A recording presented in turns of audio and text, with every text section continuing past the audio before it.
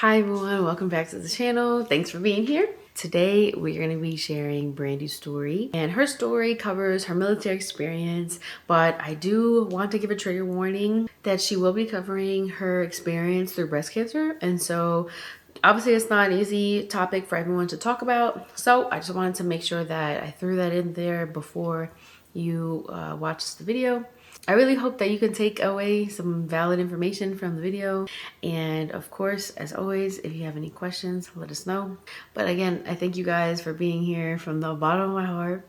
So with that being said, I hope you enjoy. Thanks.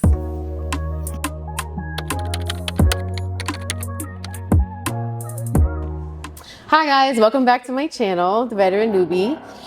Today we have a guest. Her name is Brandi. She is Air Force, retired Air Force.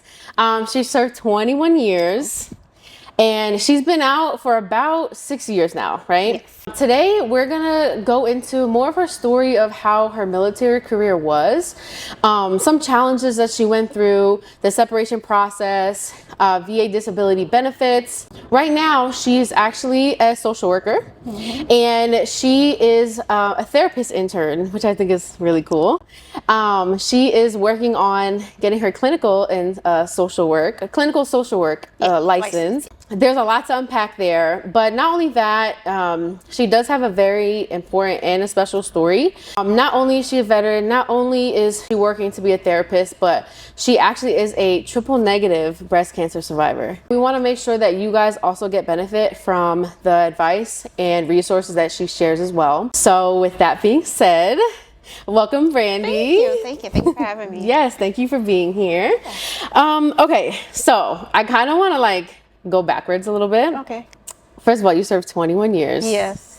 That's a good enough time. Yes. So what year did you join? 1998. 1998. Oh, so you were in during 9/11 and everything like that. Yes. Okay, that's a lot to impact just right there. But I am curious, what made you join the Air Force? Especially back in the 90s, because I feel like back then too, a lot of people, now a lot of people join, for school benefits and things like that. It was a little different back then. Yeah. So what made you want to join? Yeah. I think I just knew I didn't want to go to college right away. Okay. I did tour college. Well, no, I toured one college. Okay. And I did apply, but I decided I was like, why can't I just go get a job? I did JROTC. Okay. And I did that. I had a friend who was like, I'm going to the Army. And I'm like, well, shoot, maybe that's something I should think about. And so we were in JROTC, and we went on a trip to an Air Force, Keesler to be exact. Really? Okay. And I was like, oh, cool. So that's how I decided to go in the Air Force versus the Army. Okay. Well, I think you made a good decision. That's for sure. Yeah. Okay, so while you were in, you did a couple different jobs. Yes. So you were 3S2, what was the training one? So 3S2 is training. Yep. 3SO is personnel, or it's not anymore. It's a different AFSC now. Yeah, I don't know what it is. Okay. and then you were a first sergeant. Yeah. Okay, so did you pick your job as being a personnelist? I did. You did? Okay. And what made you want to do that? You're in basic training, right? And they give you that little list, here's what you're eligible for, rack and stack. I just racked and stacked what I had, and that's what I got. Okay. So, yeah. And can you just let the people that don't know, what exactly did you do as a personnelist? So I would call personnel, I like to tell people it's like the military HR. That's the best way, people that aren't familiar with the military understands. Okay. Yeah. So because when I hear of personnel, I think of, people, and maybe it might have been different back then too, but I think of people who generate your orders and, the helping the commander, command support staff, all that stuff. It was kind of still all similar. That was the same. Okay. When I joined, they were transitioning from they used to call it the orderly room, and they transitioned No, they still do. They still do. Yeah, They were transitioning from orderly room to CSS. So getting people used to saying CSS. You probably hear a lot of the older people say orderly room, but the younger people, all they know is CSS. That's so fun. Yeah, because we kind of use both. It was go to the orderly room. What's that? It's CSS. Yeah. And it's just oh, okay, I know what that is. Yeah. That's funny. Okay. So now, how long did you do that before you went to training? I did that from 98 till I think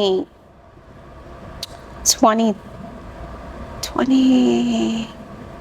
Yeah, 2010. Oh wow. Yeah, I think Okay, so you did it 2010, for a while. Yeah. Okay. Yeah, I was on that forced retrain list. Oh, okay. That's how I ended up in training. I was like, okay, well, it's still 3S series, kind of close. I probably could get the hang of it. Okay.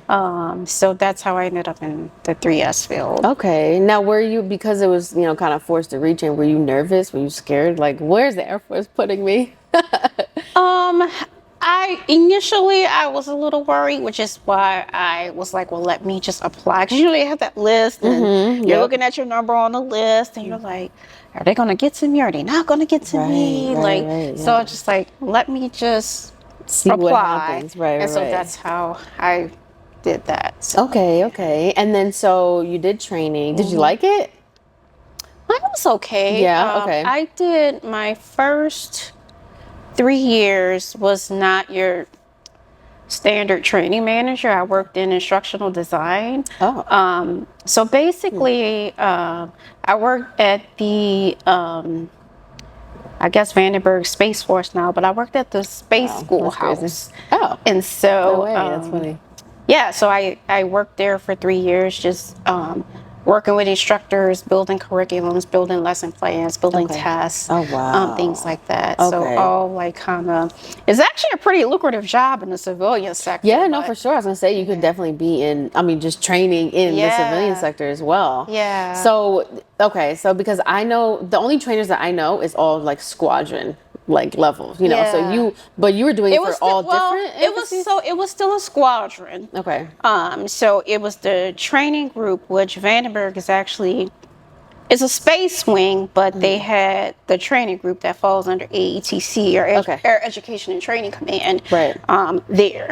Okay. And so I specifically worked in the squadron where all of the space folks did their training, whether it was SIBRs or GPS or whatever weapon system they were learning about. That's the schoolhouse I worked out. And then also there's a separate squadron that does the missile training. Okay. Interesting.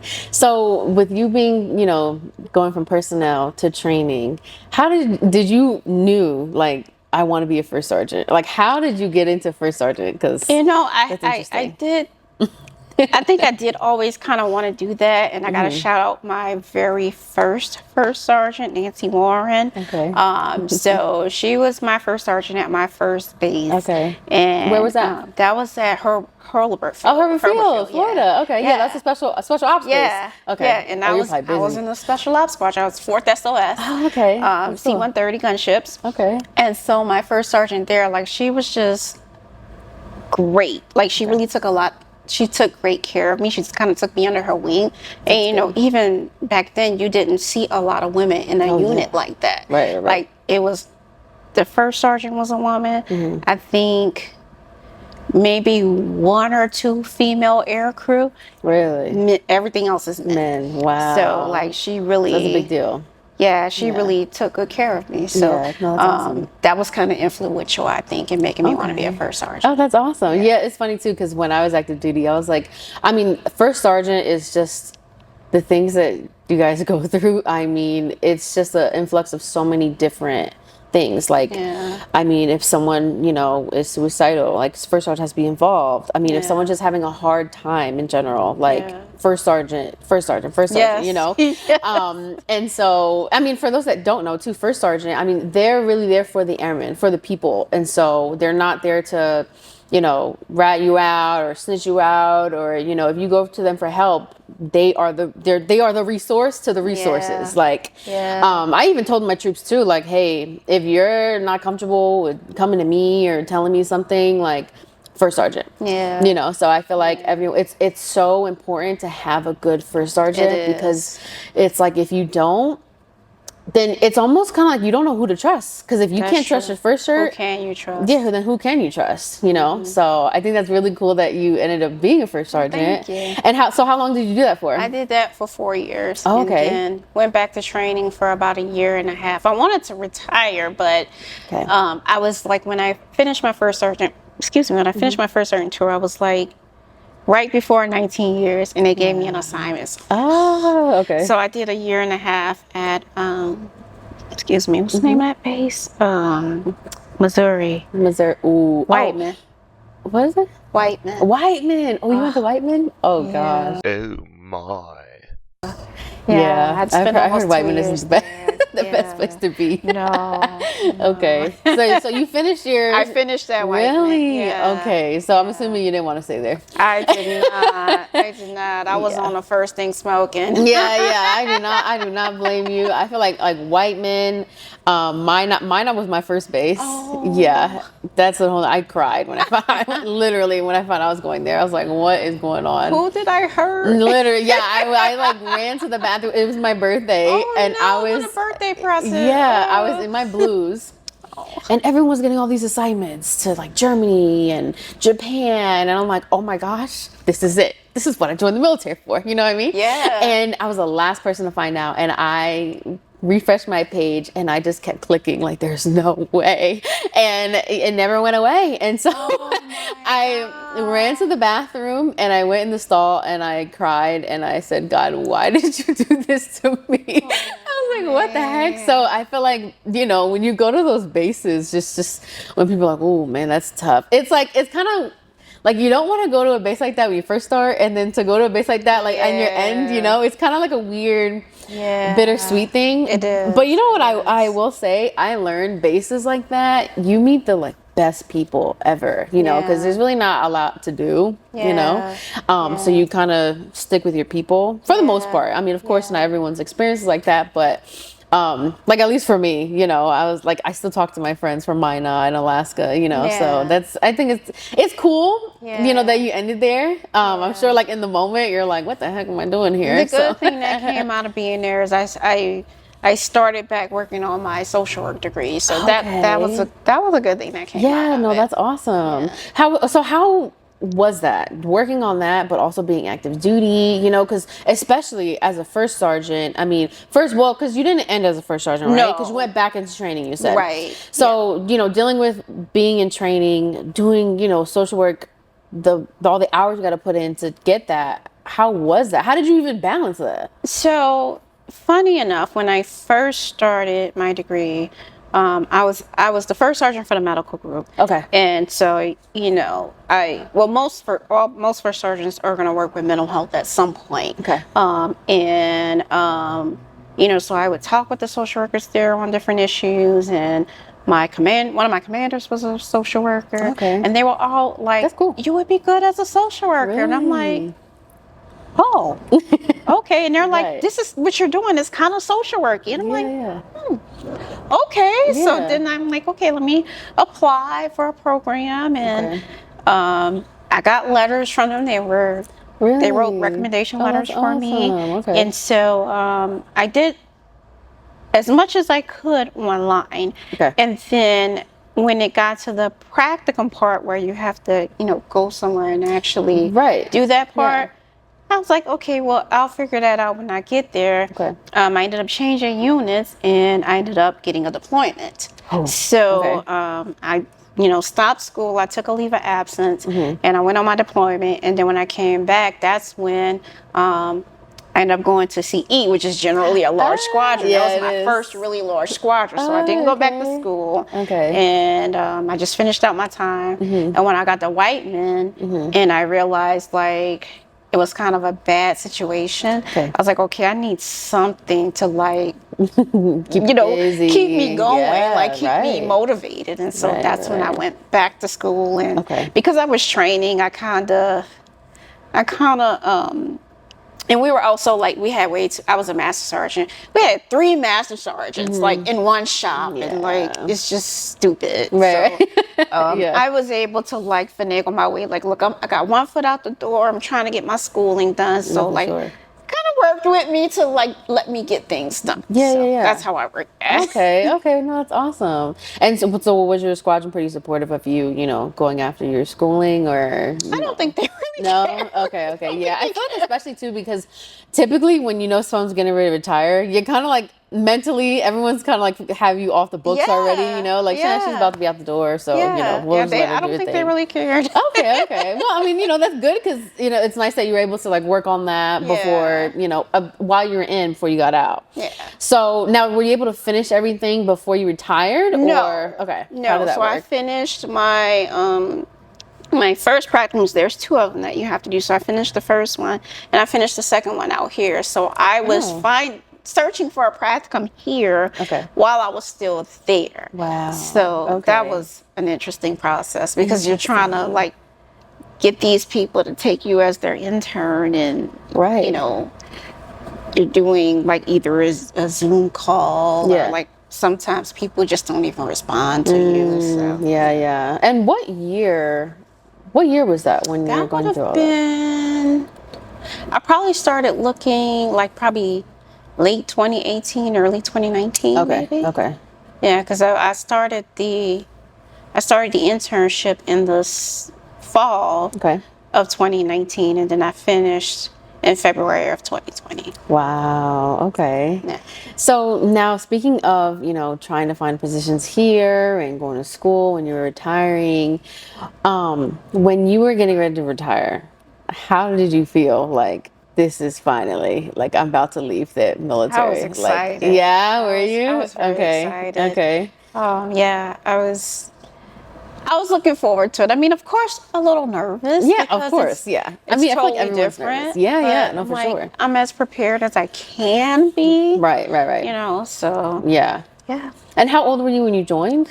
I was 17. 17. Yeah. So I feel like something like that too, you know, you joining at such a young age. Yeah. And then when you retire, it's like, because I feel like a lot of times people are just scared. I mean, you have every right to feel scared because it's like, this is a whole new thing, you know? And so, but I'm glad that, you know, at least you had some type of plan idea, like what you wanted to do, you know? Because a lot of people don't. And that's definitely one of the scary things is like, well, yeah, I'm about to retire, but I have no idea what I want to do. And that's okay too. Like and you know, it's not gonna be perfect for everybody, by all means, but I think it's awesome that like you have that idea. And not only that, but that people like put that on you, like you should look into social work, you know, because I feel like it's one of those things where you can look at yourself and say, okay, I think I want to do this, or I think like that. But then when people come and tell you like, yo, you are good at this, like you can do this, it's different. It is. You know, because you're like, oh, I think I can do that. You know what I mean? Yes. So I think that's awesome that like you had the right people to, you know, put that and say, okay, you should really go do this. Yes, I did. Yeah. So when you retired, how was the transition for you as far as, you know, getting out and, you know, applying for disability, things like that? Did you wait until you applied, or did you do like a BDD? You know how you can apply and then they backdate it to your date of separation? Do you remember like how that whole thing? Okay. Yeah, I did the BDD. Okay. I don't remember a ton about it. Yeah. But I feel like the person who, like they said, oh, this person is gonna help you. Like they're helpful, and he wasn't really helpful. No, okay. And so I'm just like, I just kind of winged it. Yeah. They tell you so much in TAP, and I went twice. Oh, you did? I went twice. Okay. But it's still so very overwhelming. Yeah. And it's just a lot of information. And I think, you know, you can get a little intimidated when you don't understand the process. And so later on, I realized there was things that I probably should have applied for but didn't, or like, you know, I didn't know, like I didn't understand the system. Yeah. So Right. I mean, I was happy. I'm like, okay, well, at least I got something. I was at 40% at that time, you know, when I got out. And I'm like, well, you know, it's something. I have retirement, so I can't complain. Like, because it was 40%, that meant that I didn't get my full retirement, so I would get the VA, and then I would get whatever's left after it's subtracted from the retirement. I get okay. I'm like, okay, well, at least that money's tax-free, and then I have this, and then of course I'm going to be working. And you know, when I got out, I was able to get GI Bill and VAH, Yes. so that helped. Okay. So you ended up using a GI Bill to finish. Yes. Okay. Yes, okay. post 9/11 to be exact. Yes. Yeah. Okay. And was that process pretty easy for you to apply and start with the GI Bill, or because I haven't used the GI Bill yet? Oh, okay. So because I've only used VRE, so I actually don't know how it is to use the GI Bill. Like I would say, like just going online and doing the application process and stuff. That part, I would say it's fairly easy. Probably the hardest part is like making sure everything is in time for school. Okay. And so that like, because if the school doesn't get their money by a certain time, then they're like, oh well, they're knocking on somebody's door. So, but it's like for real, it's GI Bill. Like how to be. Someone's gonna pay you. So like, why be like that? Like, why even accept students if you're gonna be like, well, your GI Bill didn't kick in. You're gonna have to give us this money. Right. And so that's probably the hardest part of it, just making sure everything aligns. Yeah. But okay. As far as like the application process, it wasn't so bad. And I had actually used it before, because I used it a little bit when I was on active duty, because before, when I first joined, tuition assistance was only 75%. And so you would pay 25% out of pocket. Okay. And so they used to have this program called Top Up, where you could get the other percentage from your GI Bill. And so I had used Top Up before. So I've been in the system for a while. Yeah, no, for sure. And that's why, like, another thing too, I try to tell people who are in, like, just use your TA as much as you can. Yes. I mean, because right now, I believe it's 6 classes a year that they'll cover, which is more than enough, to be honest, because like I did 3 classes at one time. That was a huge mistake. I was getting ready to get out, and I was like, I need to like hurry up. And I was like, never again will I ever do that. Like it was so stressful. But I try to tell people, like, use that advantage. I mean, even if you're getting all your prerequisites done, like, because like you said, well, in the beginning, it wasn't always fully covered. And then you never know what's going to happen in the future. You never know. You know what I mean? I think it was like 2018 or 2019 where they were talking about cutting, TA. And I was like, what? They were just going to see a mass exodus. No, for real. And I was like, that doesn't sound good. And so, but, you don't want to like wait until it's too late and then you don't, get your degree or work towards it. So for those who are still in active duty, work on your degree. Yes, get it. At least something. Yes. Some type of certificate, just something. Especially if you're deployed and you have some downtime. That's a good time too. It is. Speaking of deployment, where did you deploy to? So as a first sergeant, I deployed to Bagram, or Bagram, as some people like to say. And as a personnelist, I deployed to Ali Salim. Oh, really? Okay. How was Bagram? You know what? It's so funny. I really like that deployment. Really? I really like that deployment. I was in kind of a, let me see if I can remember what it was called. We were with the Jet IA program. What did it stand for? I've never heard of that. I don't remember what it was. It's all right. But basically, what it was is you have airmen that are embedded all over Afghanistan with different units, some Army units, some Navy units, doing different things. Okay. And so we were based at Bagram. It was me, a personnelist,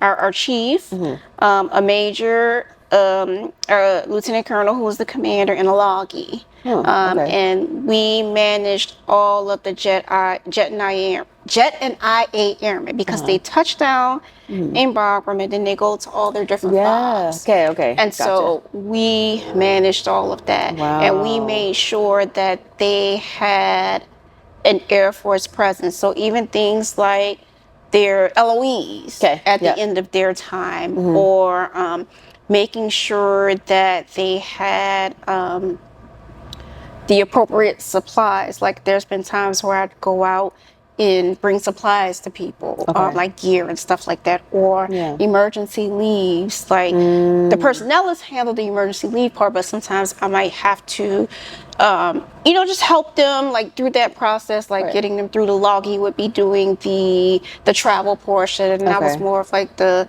kind of that warm and fuzzy first surgeon stuff we do, or some of us aren't first woman fuzzy. That's true. You know, you're just doing like the stuff, like the support, like making sure things are good to go, making sure that you know, family, if they need to know things, you know, all of that everything's kind of taken stuff. care of. Yeah. Okay. Yeah. So you're busy. Yeah.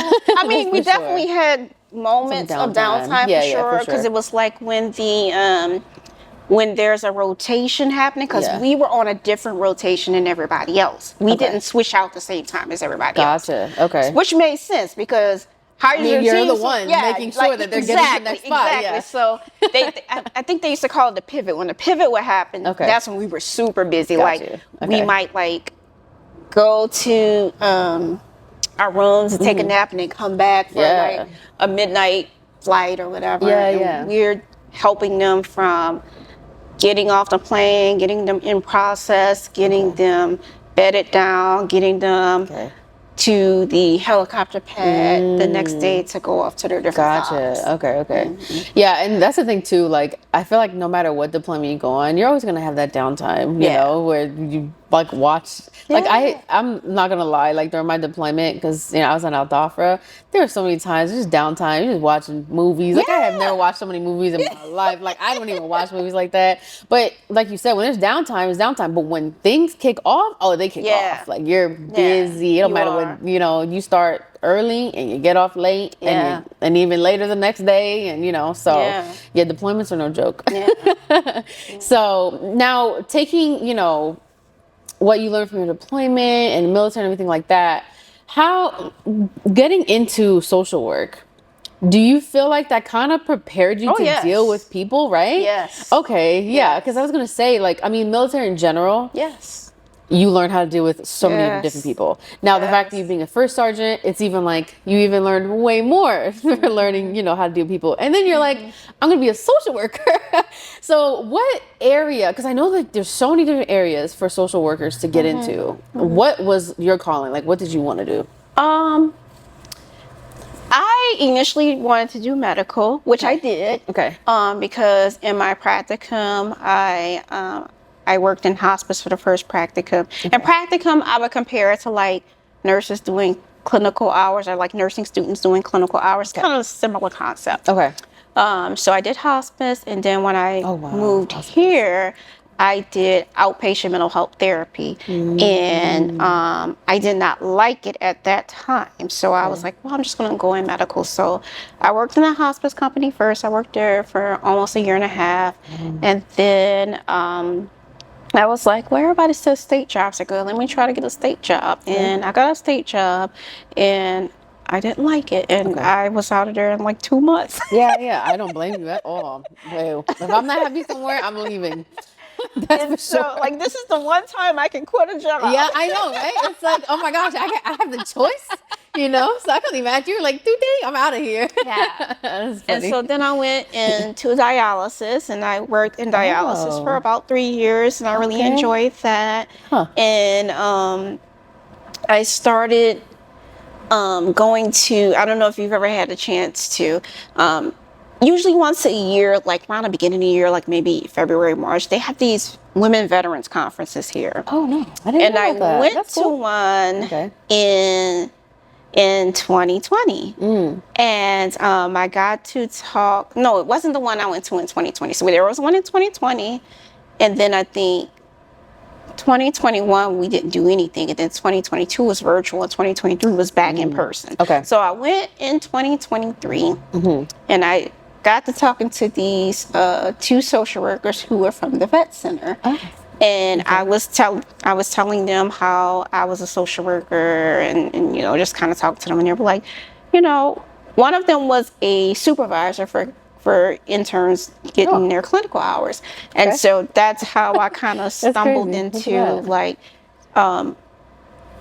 going to get my clinical hours.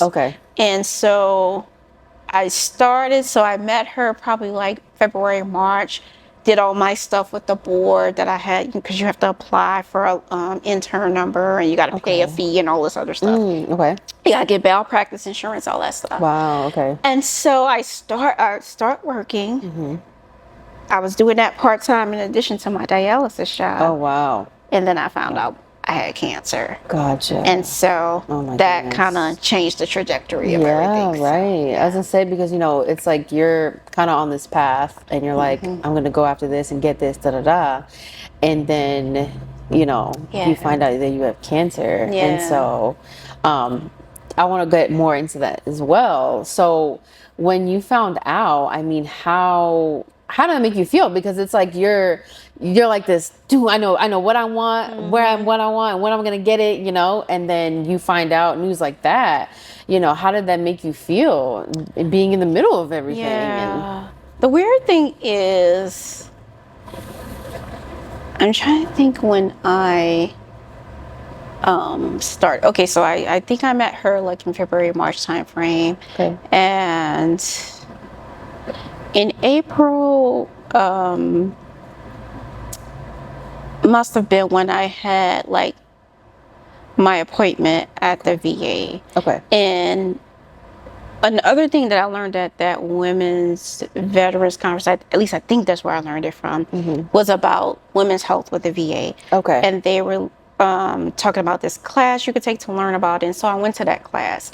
And that's how I learned about like getting into women's health. So I made an appointment to get into women's health, and I had to wait a little bit, but I got into women's health. So that's how this all started, because I didn't start going to the VA until 2023, and they're the ones that like got me on this path. Okay. So I start with women's health. I have a new provider, and she's talking to me about different things, and so it normally wouldn't have been time for my mammogram, but she wanted me to get a mammogram, so I'm like, okay. So she got the mammogram scheduled like way ahead of time. Okay. And so I go get the mammogram, everything's fine, and it's like, okay. But then maybe a little bit later, like maybe a week or two later, like I'm just doing something and I noticed a lump, and I'm like, really? I feel the same. That don't feel right. So then I, get an appointment. I had to wait a month, and I was a little frustrated, but like, okay. Yeah, right. And then they're like, yep, that's something that needs to be checked out. Go see the surgeon. And then they're like, oh, well, there's no appointments until such and such time. And I'm like, I have a lump in my breast. Right. Like you would think it's like urgent, Yeah. And so they're like, well, sorry, that's all we have. I'm like, I call a patient advocate. I'm like, this is, I'm not okay with this. Yeah, right. And so a couple days later, a surgeon's nurse called. I get in with the surgeon, says the same thing, like we need to get this checked out. So we got a different type of mammogram, a diagnostic mammogram to be specific, and an ultrasound. And so all of that was done in the community because the VA's radiology just too backed up. Too backed up. Yeah. Okay. So I got that done in the community. Okay. And that process, thankfully, was pretty seamless. Okay. The hard part was getting in quickly with a imaging center where I could get both the diagnostic mammogram and the ultrasound at the same time, because they want to do them both at the same time, like do one and then do the other on the same day. They don't want you to come back. They, I guess, like they use them together. Yeah. Okay. And so I'm on the phone with this lady named Courtney. I will never forget her name. Okay. Courtney is like I don't even know her last name, but she is like an angel, because I was like, I've been waiting. Like I can't, like I don't care what I got to do. If I got to drive across town, I don't care. Like, please, can I get something as soon as possible? And she hooked me up. Really? And I didn't have to drive too far. Okay, that's so I got both those tests done, and then that leads to, we need to do a biopsy. So get the biopsy scheduled. And I kind of just had a feeling. I'm like, cause I'm one of those people that I read everything. Like I read the notes that the doctors write and stuff like that. And then like if I don't know words, I look them up and see what they mean. No, I mean, that's good. And so, I feel like a lot of people don't do that enough. No, and I don't think, if you have anxiety, don't do that. If you have really bad anxiety, don't do that. Yeah. But so I kind of had a feeling, but I think going back to your original question, like when I was, even though I knew like I wanted to do these things, like it's like, oh, I want to, get my clinical license. It's like, do I just stop this when maybe I have a feeling, but I'm not sure? Or do I just keep going and cross that bridge when I get to it? Right. So I decided to keep going. Yeah, okay. And so, even though that was I had to take a detour, I had to take a pause, it didn't stop it, it just made it take longer. Yeah, So, right. yeah. Okay. I feel like going through something like that, it's not only is it just so much to handle at one time, but it's like a new reality. Like how do I keep going forward, and so when you found out that you had cancer, like, was it something, did you have any idea of the journey that you were about to go through, or did you know anyone that had already been through something similar? I did actually. Okay. So this was a long time ago, Okay. but one of the ladies, she was in civil service at the time, but she had been prior active duty. Okay. Unfortunately, she passed away from her breast cancer. Oh, no. And then I've had it in my family as well. And my dad had prostate cancer. Really? So, Okay. Unfortunately, you were I around it. kind of knew what it might entail, but you really don't know until you go through it. It's one of those things. Right. And so I was looking into it a little bit too, because you hear of cancer and then like breast cancer, but then when you said triple negative breast cancer, I was like, well, I don't really know what that means.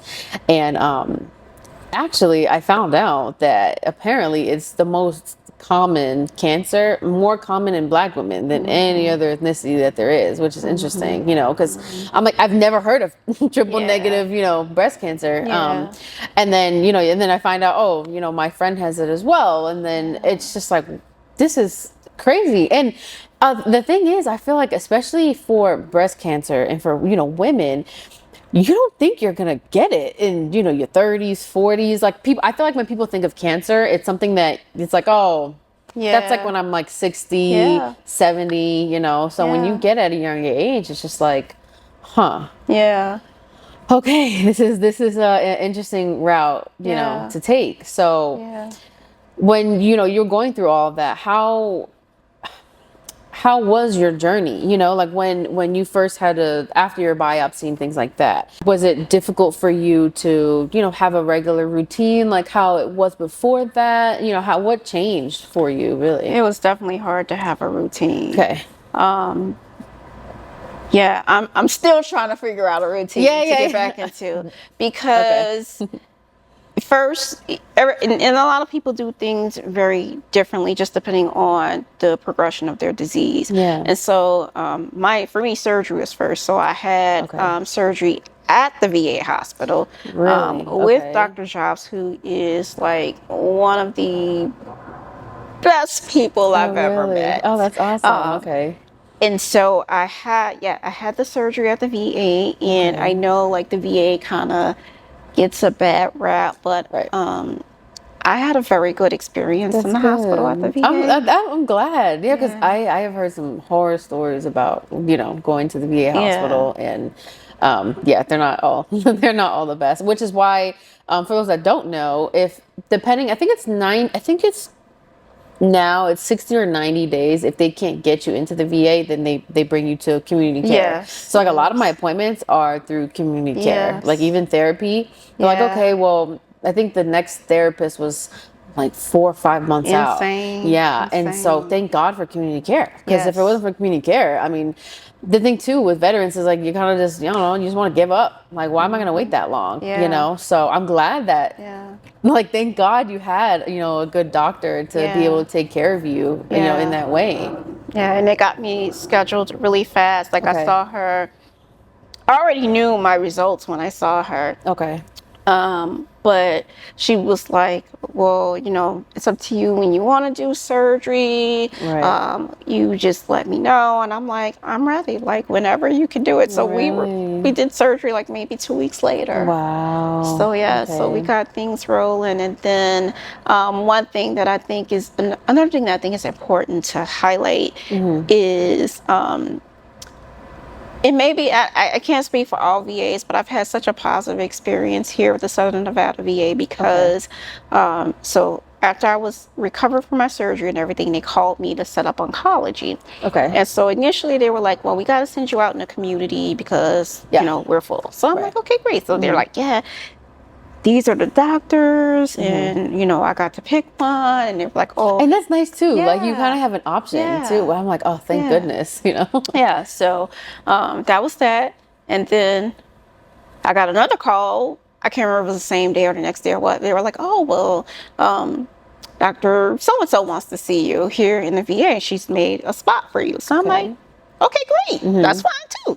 So I go and see her, and she, you know, talks to me about everything, and she orders all these different tests and labs and all these things. And, you know, she's kind of educated me, you know, why I need chemo. And by that point, I had kind of accepted that I would need chemo because I was actually looking online myself trying to see how can I get out of chemo, you know, like surely I don't need chemo because I had surgery. I don't need chemo, but because of the triple negative, yes, I needed the chemo. Well, and I was going to say, I feel like for people who don't really know about, you know, cancer, that's something that, I mean, I would have assumed that too. You have the surgery and then, you know, you're good. So for you needing chemo after the surgery, is that, what is the purpose of continuing with chemo after that? Yeah. So for triple negative cancer specifically, it's one of those, from what I remember when I was doing all of my research, and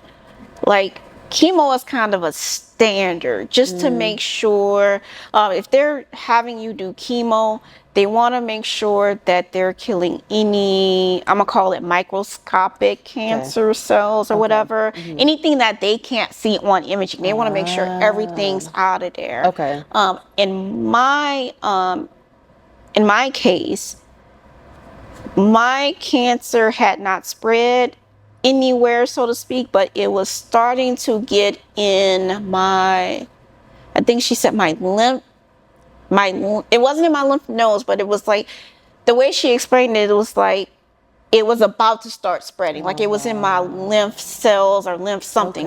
It wasn't in my lymph nodes, but it was like getting ready to start spreading. It hadn't spread yet. That's the best way I can explain it, because I'm not a scientist, but I know that's what I remember. And so that was another reason to get chemo, just to make sure everything's out of there. Okay. So it's like a preventive measure, making sure like this thing is, you know, try the best to make sure it doesn't come back or it doesn't spread. Exactly. Both of those. Yeah. So now with chemo, how does that look? How, as far as the, you know, experience, the journey, things like that? Because I know some people, their chemo lasts longer than others. How does the doctor know, like, we're done? So they generally come up with a care or treatment plan for you. And it depends on different things. That's why she ordered all those tests and whatnot. And so that is how she decided what my plan was going to be. I think they also take into account like your weight and like, I'm sure there's like how much medicine they can give you based on your weight. And then there's also some of, or maybe all of the chemos, but I know at least for mine, there is like a lifetime cap on how much chemo you can have. Like you can't just like keep getting going. That chemo if you're having issues. There's only so much like radiation. There's only so much they can give you.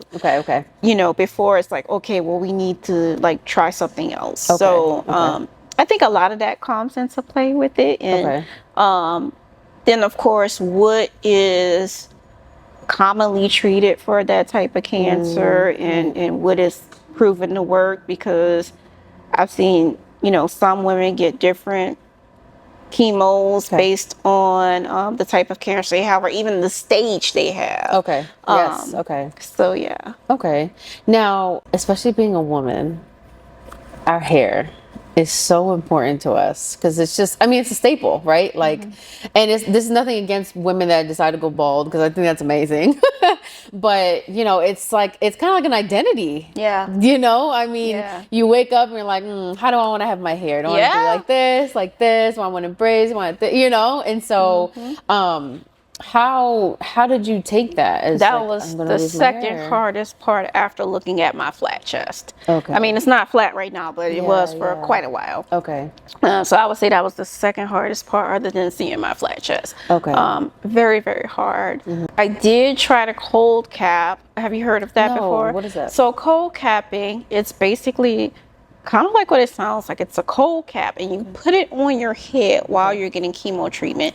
And the thought process behind it is because you're keeping your head cold, it's less likely, and somehow it works to keep the chemo from getting to like your follicles or something. Okay. And so people who've had success with it have been able to keep a fair amount of their hair. I mean, hair still falls out, but it's enough to like where maybe they can style it so it's camouflaged or something like that. Okay. And this was something else I thought was important to say. So I just was like, I found out about about cold capping in a book I read. Okay. And so I was like, what are the chances, like, I could ask the VA about it? Like, ask them, like, can I, like, bring my own cold cap in there? I'm like, prepared to try to pay for this. Yeah. And so I tell my nurse navigator, I'm like, you know, I'm thinking about doing this cold cap. Do you think I would be able to bring that there? And she's like, what is that? And I could hear her clicking, trying to find it. And she's like, well, let's just try to get that for you. Oh, okay. And so that's awesome. They did get it for me. Okay. It did get there too late. Okay. I did try it because the lady at the company, she was like, a lot of people don't get it at their first treatment. Some get it at their second, so still try it. Okay. It didn't work out. Yeah. That's okay. Because now, from what I understand, the last time I heard was they're actually getting a system on the oncology unit in the VA so that people can use it when they're doing chemo. Awesome. So wow, I'm patting myself on the back for putting that bug in their ear. Yeah, no, for sure. But the lesson in that is like, just ask your provider. They may be able to do something for you if there's something that you heard of. You know, there's a lot of people there, in my experience, that really do want to help veterans. Yeah. I know there's bad people in every place, but I feel like there are a lot of providers who just, even like my physical therapy, every provider I've seen, they just want to take the best care of you. And if there's something that they can get for you that is going to make your life better, or, you know, make your treatment better, they're going to do it. Yeah, no, for sure. And I think that's actually really important that you brought that up because when you guys go to the VA, like, always ask. For example, the other day I was seeing my podiatrist for my foot, and I was like, yeah, my physical therapist mentioned something about toe spacers. I had to buy them on Amazon, and she's like, buy them? I have extra toe spacers here. And I was like, really? So it's always good to just speak up for yourself, advocate for yourself, bring things up to your primary care because, you just don't know just the little things that the VA has that can really help you. I mean, especially if maybe you are financially struggling or just going through some type of struggle. The VA has a lot of resources. Even social workers in the VA, I mean, they're there to help you provide websites and phone numbers and I mean really whatever you need. So I'm glad that you were able to, you know, I mean, I know it came a little too late, but I'm glad that even that you spoke up for yourself because a lot of people don't do that. And I'm just glad that like it'll help some other people. Like they're kind of like catching up, you know. No, for sure. So overall, with your experience and going through chemo and everything, you would say that the experience with the VA was pretty pretty good. A pretty good. Yeah, one. it was pretty positive. Okay. Yeah. Okay. And the whole time it was community care and VA. Yes. Okay. At any point, did you go through TRICARE at all for your cancer or? So the only thing I used TRICARE for was my hysterectomy. Okay. So also at risk for ovarian cancer. So I just wanted everything else. So I got a bilateral salpingo oophorectomy, which that's that's the surgery that takes out your ovaries and your tubes. Okay. And then the hysterectomy is what takes out your uterus. Right. The VA, I don't know if they still work with this surgeon, but they had a surgeon in a community that they sent people to for this surgery. Okay. And I did not like that surgeon. Okay. And they didn't have anyone else. So I was like, well, lucky me, I have TRICARE. So I went on base. I went to Nellis and got it done there, and they were wonderful. Yeah. So, okay. Well, that's good. But I imagine, like, even if I couldn't do that, I would have probably thought, because that was something I was looking for with my breast reconstruction too. Okay. I was considering maybe going to another VA, like for example, wherever I have family at, I have family in Colorado, for example. Maybe going to a VA surgeon there, and then that way I'd be with family at the same time. By yourself, especially going through something like so that, you know. Then maybe I would have thought about doing something like that if I didn't have that. Gotcha. Okay. Okay. With the experience of going through chemo, how long was chemo? So I started in August of 23, and my last one was February 1st of 2024. Wow. Oh, and I think I was supposed to answer that earlier. So, my chemo was every 3 weeks. Some people are every 2 weeks. Like, it just depends. This varies. Okay. Yeah, mine was every 3 weeks, which is nice, because that first week I felt like utter trash. That second week I'm kind of like, okay, this is better. And then the third week is like, oh, this is great. Food tastes good again. And then it's time to start all over again. Oh, gotcha. Okay. And so in 2024, you were done? Yes, I was done with chemo. Wow. Yes. Okay. Now, this is because I just don't know, but when you're done with chemo, at that time, can you now say I'm cancer free, or, you know, do you have to wait a little bit until after chemo to know, okay, the tests are done, the doctor said everything's good, I am officially free? When does that come? Does it ever come? I honestly don't know, because the funny thing, no one's ever said that to me. They're like, they've been like, oh, they've never used like any specific fancy words. Like, you see, oh, your cancer's in remission, or like you're cancer free. Like, no one's ever told me that. Okay. They're just like, you know, and here's the thing. So I had my oncologist, and she left the VA like right at the end of my chemo. And so I had to start with another oncologist, and that oncologist was through, tele-oncology. And she is in Utah. Okay.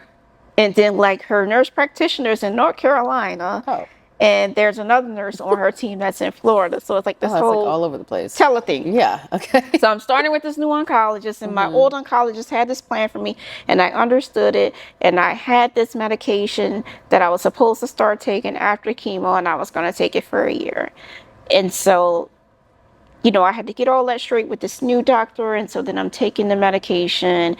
And then they started hiring new oncologists. So I asked my nurse navigator, I'm like, can I just come back to downstairs? Because, like, you know, virtual's fine, but I really like seeing my doctor. Yeah, for sure. You know, It's just more intimate, more, you know, close. Okay. So now I actually have an oncologist in the VA. Okay. I like her. She's good. Yeah. Okay. And so yeah. That's awesome. But I'm not, like, right now it's more of I consider myself cancer free. Okay.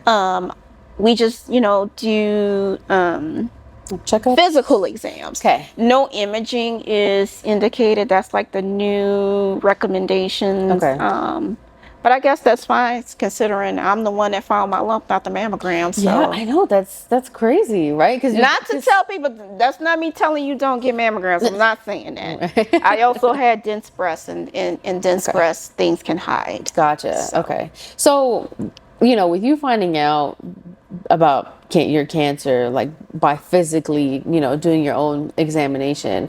What kind of advice would you give just women in general, just to be, preventative on things like that? Because, like you said, like if I went to a mammogram, I'm thinking if it's comes back negative, I'm good, So, what kind of advice would you give women out there just to kind of, look out for themselves? I would just say know your body. And I know sometimes, because I was that person, like you feel like you're feeling like nothing's there. Like, why am I doing this? Like, or you get complacent or you just forget, Yeah, for sure. But I think just knowing your body and knowing what it feels like. Because when you feel something different, you're going to notice it. Just like you notice if something's swollen or you notice something's red or you notice a rash. Right.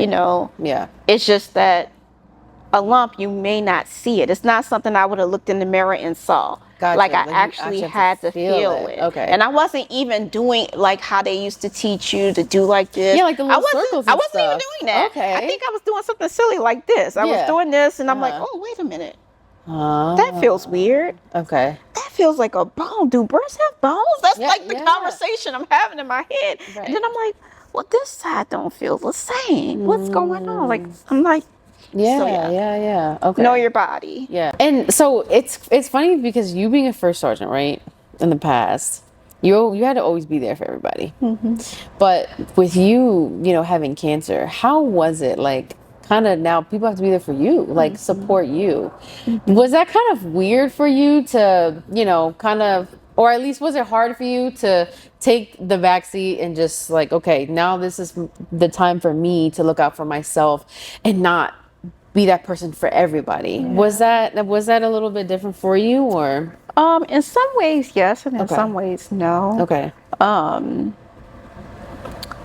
With my friends, like especially the friends that I made here, at the time I was working for a corporate dialysis company. Like everybody there was amazing. Okay. So it wasn't hard to receive the support because I had already been working there for quite a bit of time. Okay. I think maybe like a year and a half at that point or something like that. Okay. So, I had built relationships and I was comfortable talking to people and, people were so very kind to me and offering whatever they could to me. So even people who really didn't know me that worked in other clinics, like someone who maybe I would talk to like maybe once every couple of months, like sent me a gift card for DoorDash or send me Apple Cash. And like, so it was like really nice to have that support. But in some ways, more so in my immediate family, I'm like the one that kind of takes care of everything. Right. And so it was more so I didn't have the same kind of support. And this is not a dig at my family. It's just I didn't have that same kind of support that you might see other people like, oh, well, my family this and my family that. It just looked different. Yeah. Okay. So, because I'm the one always doing the caring. And so when someone else who's not used to doing the caring is having to do the caring, it's like, oh, what do I do with my hands? They don't really know how to play the role. Yeah, it's like, okay, I don't really know how to do that. But okay, no, that makes sense. Yeah. I definitely have like, some relation to that as well, because when you are that person, everyone's just used to you being that person. Yeah. And then when you have to take, the step down, it's like, oh yeah, how do I help you? So I feel like it's just a learning experience for everybody, whether it's family, friends. Now, if you had advice for someone who needed to give support for someone that is going through cancer, what kind of advice would you give them? Like, how do you help? How would somebody be able to help someone going through something like that? I think it depends on how you want to help. Okay. I think if you just like want to get them something, or you just, especially if it's someone like maybe you don't have a tight relationship with, but like you still want to help, get them something that'll make them comfortable, that'll help. It could be something as small as a meal. Okay. It could be, I learned this trying to find my own stuff, but like, you can just search like, gifts for breast cancer patients, and it'll tell you all the things that someone needs to be comfortable, like the pillow that you can use to put on your chest. So like say if, you know, if it's a mom that has her kid on her lap, then the kid doesn't actually accidentally hit her chest, or you know, if you want to play with your dog, or even just getting in a car, something that cushions you between you and the seatbelt. That's good to know. I'm like, oh, see, I would have never even thought about something like that. Yeah, like even because a lot of those things add up, and you know, there are some things that the VA gives you, like they give you camisoles, because I keep hitting this microphone. They have you have drains after your mastectomy. And so they give you these camisoles, and they have little inside pockets, and you can put the little drains in the pockets so that it's not just hanging.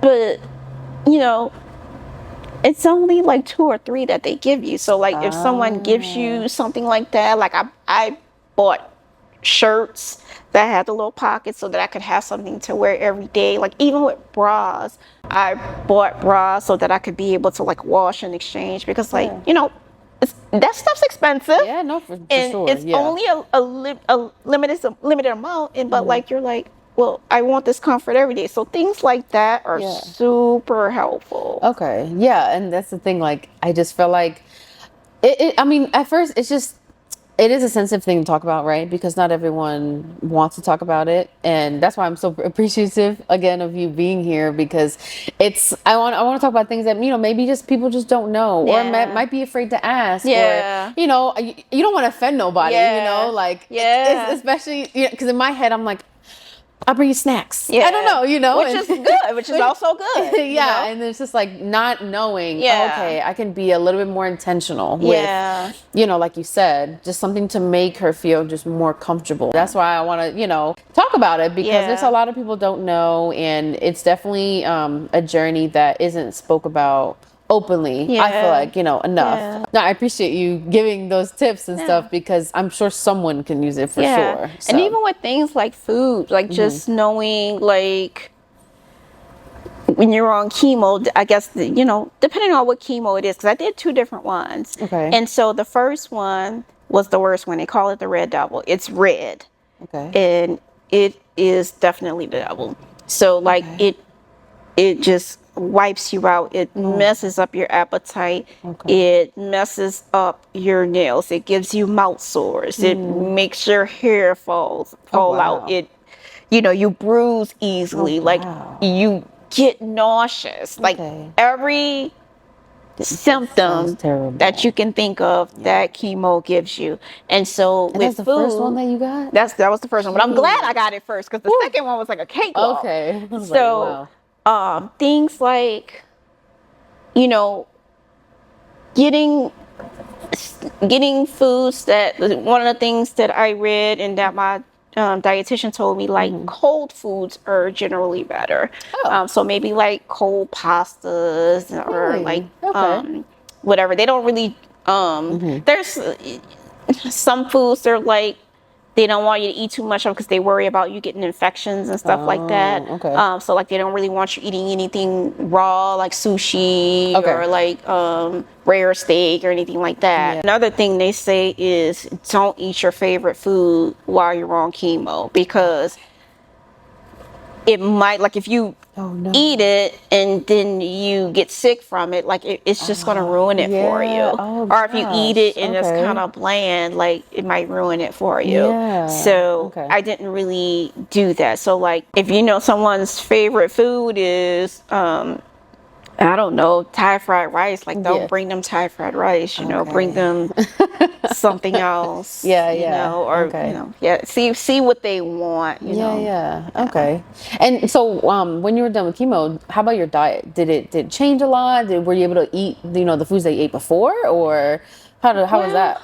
Because I started the olaparib, the pill, after that, I still had a little bit of a struggle after that, because that medicine made me sick too, as far as nausea. It took me a while to figure out how to take it so I wouldn't get nauseous and keep that nausea at bay. It took me like a few months to like really get that down pat. And like I still had some kind of what do you call that, food aversions. Like even when I was on chemo, like that first chemo, I didn't want chocolate, and I like chocolate. I didn't want anything chocolate, like no chocolate insure, none of that. Like I don't want none of that stuff. Like it sounded disgusting. Okay. So like I still had some food aversions, but now that I've been off of the olaparib, my appetite is somewhat back to, I would say it's back to normal. Okay, okay, that's good. So, as far as lifestyle and just everything as a whole, do you feel like, you're living a pretty, I don't want to say normal, but like how you were living before you found out about, the cancer? I'm getting there. Okay. I am getting there. Okay. Before I used to work out a lot. Like I've been struggling with that, like trying to get back on a workout regimen. Like I'll work out a little bit and then I'll stop, and then I'll work out a little bit and then I'll stop. So I'm trying to get back on that regimen. Okay. And, oh, you had asked, I've been thinking about these things after you said it, after we moved on, but one of the things you mentioned, or that you asked, was like, if my diet has changed. I would say no. Okay. I know some people do change their diet. They may go plant-based or, whatever, Mediterranean, pescatarian, all those things. Yeah. Probably if I was going to change my diet, I would go Mediterranean, but not necessarily. Mediterranean is pretty good. I'm not gonna lie. Mediterranean's pretty good. Not necessarily because of cancer. Yeah. But it's also good for high blood pressure too, which I also have. Okay. So it would be just good all around. But I just generally try to eat in moderation. I try not to like omit anything. I just don't want to eat certain things all the time. But I'm not a person that, I'm from New Orleans. I can't never eat like gumbo again. I have to like eat the it's like in your blood. I feel like, Because I have to eat the foods that I enjoy. No, just not every day. Right. Yeah. Because, I feel like for anyone, it's hard to, try to eat the foods that you love and try not to overindulge in those things, So, I could definitely understand that for sure. But I'm so glad that, that you're able to, share your story and share just the experiences that you went through. With everything being said, do you have any advice for anyone that is maybe they're going through just any type of cancer? Do you have any advice for them as far as just looking ahead or just being in the now, anything like that for them to kind of take? I guess I would say for anyone, whether they're a veteran or not, just doing research, and also trying not to hide from it, trying not to put your head in the sand, because I think that's a common thing that people, well, maybe not common, but I've met some people who've done that. They just don't want to know. I understand, like, maybe you don't want the nitty gritty, but I feel like you need to know the basics. You need to know, like, what kind of cancer you have. You need to know why you're getting a specific treatment, because all these things are impactful. Like, for sure. Chemo is a lifesaver, but it's also dangerous. When you're on chemo, they tell you not to use the same toilet as anyone else for several days, or flush twice just to make sure everything's down there.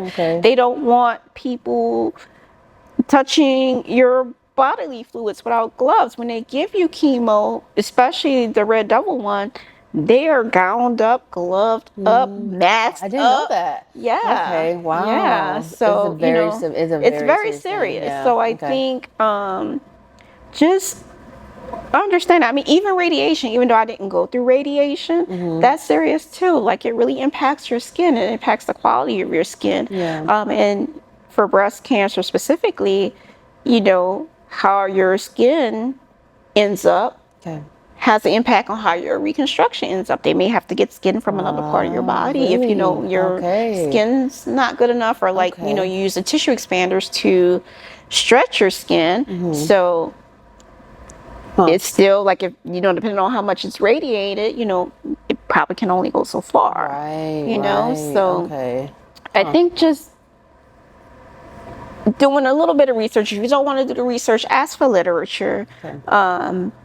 And be open to looking at other websites like the VA. I do think there needs to be, they're working on it. There needs to be more information for cancer, period, regardless of type. There needs to be more stuff on their website. But if you go on a MD Anderson, if you go on a Mayo Clinic, or any of those big centers that are known for their cancer treatments, you will learn a lot. Yeah. I saw one of the links that you shared with me, the breast, I think it was the breastreconstruction.org. When you go to that, is it just telling you like where you can get it done, what kind of, resources that you can read into on how the process goes? Like what exactly do they cover on there? So there's resources on there. There's Okay. other patient stories on there. Okay. So what I like about the patient stories is that a lot of them have different types of surgeries. So it helps you understand what's out there, because with mastectomy, for example, when I first went to this, I didn't really understand what they looked like. All I know is like they take your breasts off, but you don't really know what that means. Yeah, right. So, then when you get into it and you learn, like they take not just your tissue, but they take your nipple, they take your skin, and they just, yeah, close that up, and it's just like, wow. I'm like, is there no way? Like, do I have to do it like that? Yeah, and you don't. There are different ways. Yeah, there are different ways. Like if your cancer isn't too far gone, you can save your skin. You can save your nipples. Okay. So that's good to know. Yes. I'm thinking like you need a whole new everything. Yeah. So it's important to know those things, but also you got to know, are you a good candidate for that? Right. Because if things are spread too much, you may not be able to save those things. But at least and it's good to know, everybody doesn't want implants. Yeah, right. So, yeah. if you have tissue somewhere else that can be used, you can use that. Commonly, it's from the abdomen. Okay. Or, some people say, you know what, I don't want to. I want to get the mastectomy and be done. Yeah. Well, they can do the mastectomy so that it at least looks nice, so it doesn't look. They call it a aesthetic flat mastectomy. So you're gonna have a flat chest, but they're gonna make it look as nice as it can look. So it's not like you got these jagged lines, and like they're gonna make it look nice. Okay. I do want to ask you, for the breast reconstruction, did the VA cover that as well? Yes. Okay, well that's awesome. Yes, and fun fact, what I learned is there's a law, so regardless of veteran, whatever, your reconstruction has to be covered. That's a law. Okay. So you should know one who is getting that because of cancer. I'm not sure about preventative mastectomies. I don't know that for sure. Okay. But I do know, if you get a mastectomy from cancer, like it's going to be covered regardless of like what insurance you have or whatever. That's a law that it has to be covered. See, that's good to know, because I'm sure the average person does not know that. Yeah. And the VA does cover preventative mastectomies. They will take care of you. Like if you know you're at risk and you just want to get something preventative, like say, for example, if you have a genetic mutation or there's some reason they know that you're high risk, they will do a preventative one so that you don't have to worry about that. Okay. That's good to know. Yeah. See, there's so much information out there, so many resources, and that's why, again, it's so important to look into the websites. I mean, we have Google, ChatGPT, all of these things to get the information from. Yes. And even like on the VA, I went to Google. I literally went to Google and typed in women's health VA, and then like the first link, it was women's like healthcare website, like for the VA for women, because obviously women have different, things than men and different issues, Like I would suggest for anyone to just browse the VA website. Oh my gosh, there's just so much information on there, and you can learn so much. And again, it goes back to why, I like having people share their story and just share like this is your story. This is the experience that you went through. Because sometimes it's kind of different too when like you read something online, you're like, but then you meet someone, you're like, no, they actually like went through that. Like I can, if I can see that you went through it, okay, now I kind of see the possibility for myself. Like I can do that. And I have the same, resources and benefits, so I think it's great to, be able to talk about this and then, for people to learn. Yes, so absolutely. The last thing I do want to cover sure, kind of going really quick back to the military thing. Okay. For someone who is getting ready to retire, what kind of advice do you have for them as far as, stepping into a new journey, going into the civilian world again? Any advice or tips, tricks that you have for them before they're getting ready to, hang up the uniform? I think when you're someone who has spent that long in the military, especially if that's something that's all you've ever known, Right. I think part of it is making sure that you are ready. I always knew I only wanted to do 20 years. That at one extra year, that was not what I wanted to do. Yeah. Right. So I think for me, it wasn't as bad, but I have heard for other people, like, they're very sad when they leave. And there is a sense of sadness in the sense that you don't have community, especially if you move somewhere different like I did. I didn't move back home. Right. I moved to a totally different city. Like, I had to build a new community from scratch. Yeah. You don't have like where you PCS and you have a sponsor and, And the people already like kind of, expecting you. Yeah. So I think mentally preparing yourself for that if you're going to a new place. Even going to a new job environment, even if you're in the same place, but you're going to a new job environment, it's just going to be different. So I don't really know how you can mentally prepare yourself for that except like just understanding that it's going to be different and just kind of embrace that this is a new chapter in your life. And I think if you're not ready to go, then don't go. As long as you have the time to stay, right. Right. Yeah. But if you're not ready to go, don't go. Give yourself a little bit more time and get your things in order. But if you're ready to go, go. Right. Everything is gonna work out. Just make sure you're ready financially for sure. That's a big thing. Sure. Yeah. Have a little something saved up just in case, and just you never know. Yeah, because like you said, you have a plan in your head, and then you get out, and it's like, oh, yeah, that's not going the way that I pictured it in my head in real life, and so definitely have a savings for sure because like when I got out, I didn't really enjoy my job, and then I had to live off my savings for a little while, and thank God I saved up money, but that's really important because, granted, the VA also does have benefits for, food stamps and things like that. Yeah. But it is just nice to be able to, carry yourself a little bit because like we talked about, the VA, it does take a little bit of time to receive some of the benefits too. Yeah. So it's always good to, I say, kind of just look out for yourself, and try to be as prepared as you can because everything's not gonna be perfect.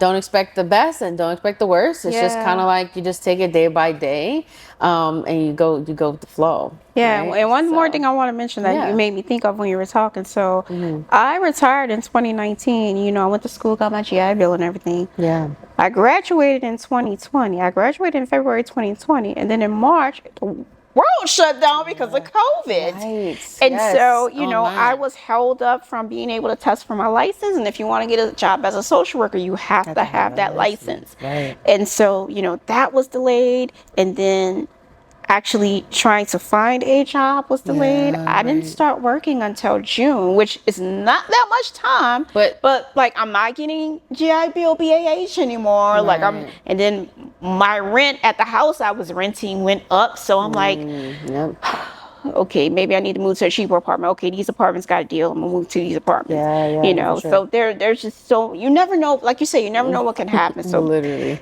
even though you have that plan and you're prepared, and I didn't have to use that savings initially, I did end up having to save. So I'm glad I didn't blow it. Yeah, no, right?